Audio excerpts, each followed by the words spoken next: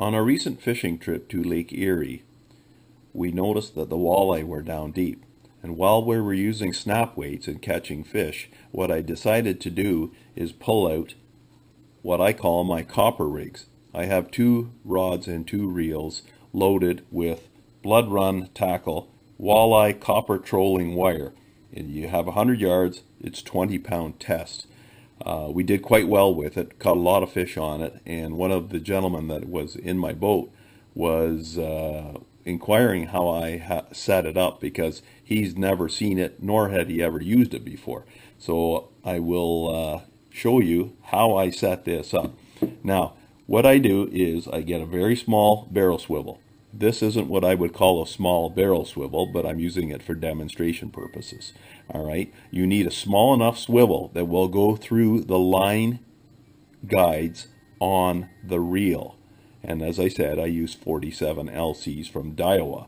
So take the line, feed it through like that.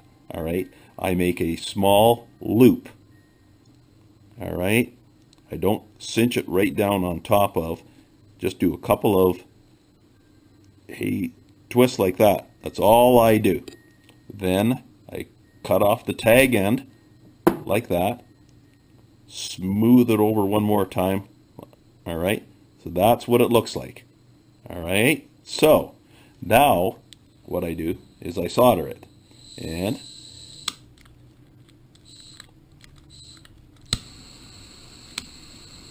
all right, so because I am soldering, I am wearing safety glasses.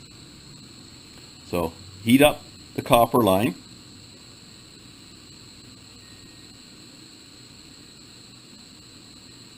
Then just take a drop of solder. All right, doesn't take much. That's all you need right there. Just that little bit right there. That will solder it. Okay?